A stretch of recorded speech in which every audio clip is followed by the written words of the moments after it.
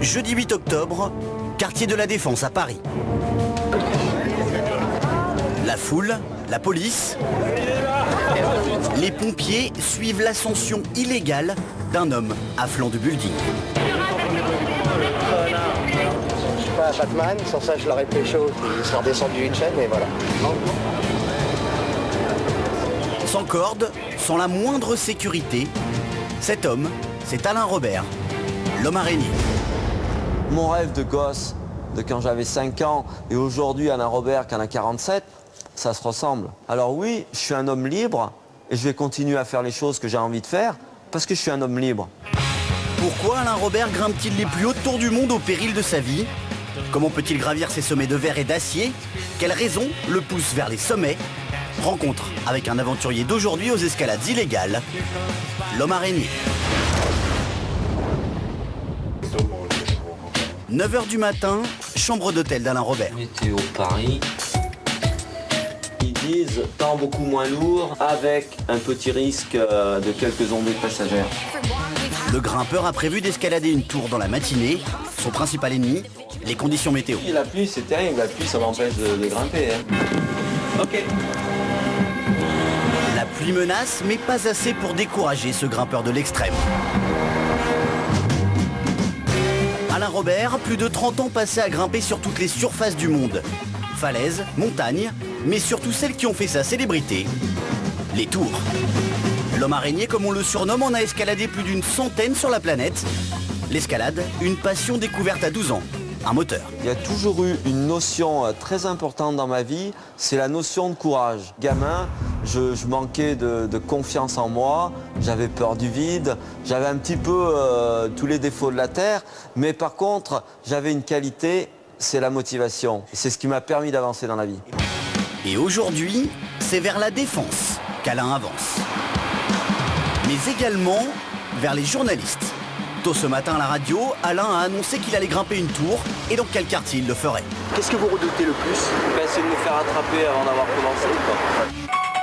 La tension monte. Pour éviter d'être arrêté avant de commencer l'ascension, Alain doit se faire discret avant de se diriger vers la tour qu'il a choisie. Il décide donc de semer les journalistes. Au moment d'attaquer, il ne faut pas être trop rapide, mais il faut quand même être très rapide. Parce que s'il y a des flics, de la sécurité qui est vraiment à proximité, j'ai quelques secondes pour être hors de portée. Cette fois, le pari est réussi pour Alain. Lorsque les caméras le retrouvent, il est déjà hors d'atteinte. Il doit maintenant se mesurer aux 150 mètres de la tour. Un défi que seul lui est capable de réaliser. En bas, mélange d'admiration et d'angoisse. Donc on l'a vu passer à travers la fenêtre du 11e étage. Ça surprend, on voit rarement déjà des oiseaux, il n'y a pas grand chose à la défense, mais alors un bonhomme qui passe en tenue d'escalade, c'est étonnant.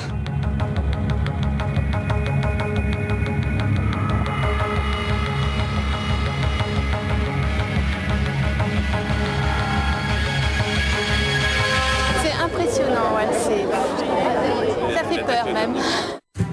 Et tandis qu'Alain progresse, le comité d'accueil s'organise. Christophe, vous allez grimper? Ah, peut-être pas, non. Pas le matériel. S'il vous plaît, vous avez besoin de monter sur la terrasse, je suis responsable. Il y a déjà un comité de réception, non? Non, on a arrivé vos collègues, là.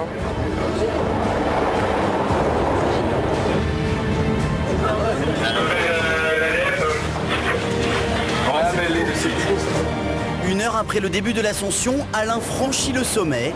Il est arrêté, comme à chaque fois, sous les applaudissements.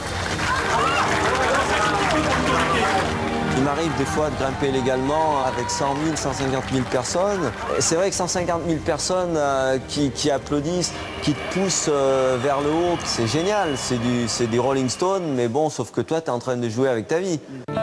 Un sommet de plus dans une vie passée à déjouer la mort. À 20 ans, il chute alors qu'il est encordé. Ses poignets sont détruits, les médecins le disent perdu pour l'escalade.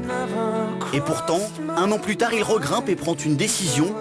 Désormais, il montera sans aucune sûreté, sans aucune limite, quitte à parfois devoir le payer.